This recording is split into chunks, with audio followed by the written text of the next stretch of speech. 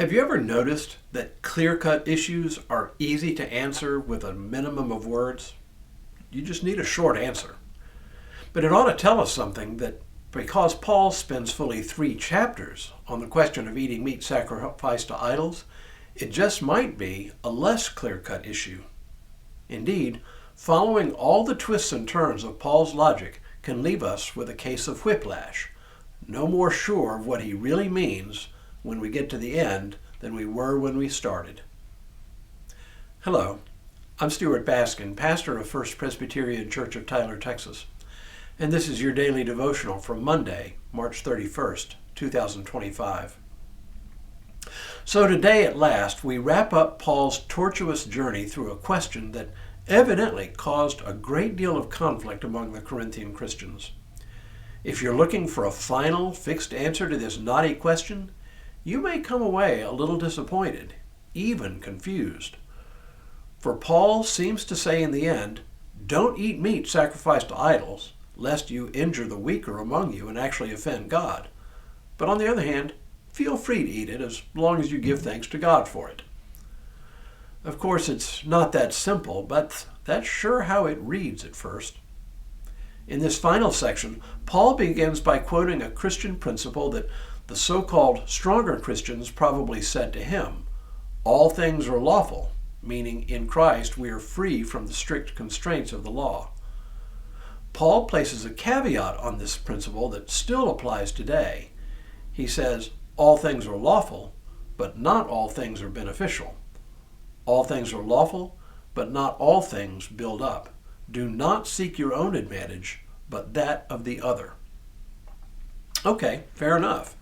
This is a helpful reminder that while at one level we are free, there are limits to our freedom. Whatever works against the building of the community ought to place a constraint on what I choose to do in my own life. If Paul left it there, at the level of general principle, we could probably go home happy.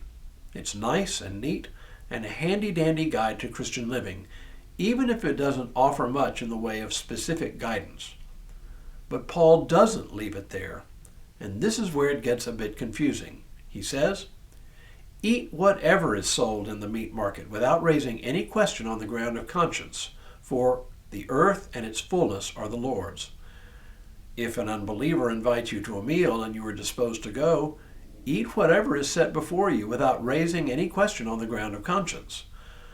But if someone says to you, this has been offered in sacrifice, then do not eat it, out of consideration for the one who informed you and for the sake of conscience. I mean the other's conscience, not your own. For why should my liberty be subject to the judgment of someone else's conscience?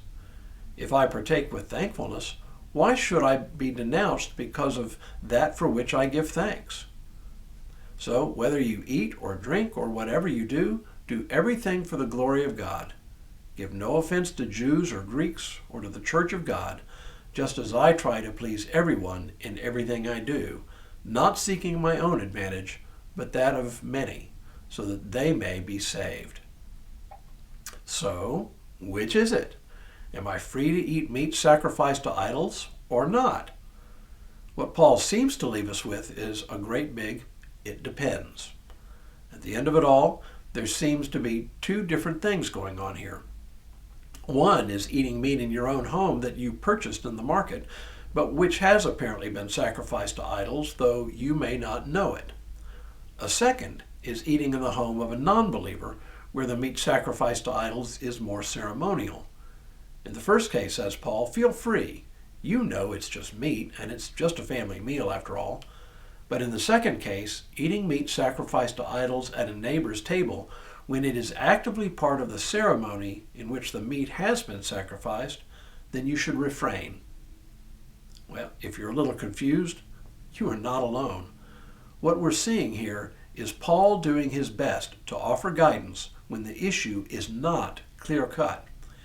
He ends up sounding a bit like one of our politicians, waffling and speaking out of both sides of his mouth. He actually reminds me a bit of a speech given by the late Mississippi judge Noah Sweat, nicknamed, I kid you not, Soggy Sweat, a speech that he gave on the floor of the Mississippi House of Representatives in 1952, a speech commonly known as the Whiskey Speech, for it came at a time when Mississippi was a dry state, but was starting to make noises about legalizing the sale of alcohol. All Mississippi politicians were expected to stand firmly on one side or the other side of this contentious issue. Sweat took to the floor and delivered this short speech. He said, "My friends, I had not intended to discuss this controversial subject at this particular time. However, I want you to know that I do not shun controversy. On the contrary, I will take a stand on any issue at any time, regardless of how fraught with controversy it might be. You have asked me how I feel about whiskey.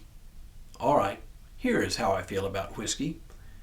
If, when you say whiskey, you mean the devil's brew, the poison scourge, the bloody monster that defiles innocence, dethrones reason, destroys the home, creates misery and poverty, yea, literally takes the bread from the mouths of little children, if you mean the evil drink that topples the Christian man and woman from the pinnacle of righteous, gracious living into the bottomless pit of degradation and despair and shame and helplessness and hopelessness, then certainly I am against it.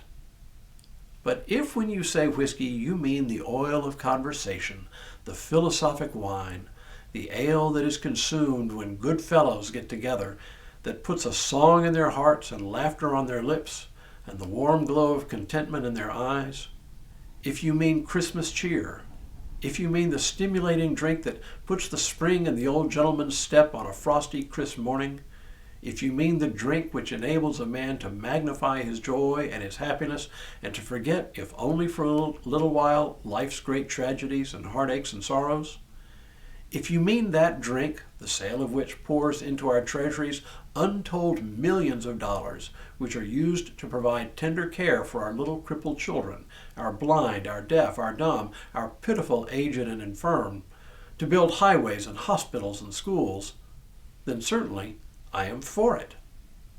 This is my stand. I will not retreat from it. I will not compromise."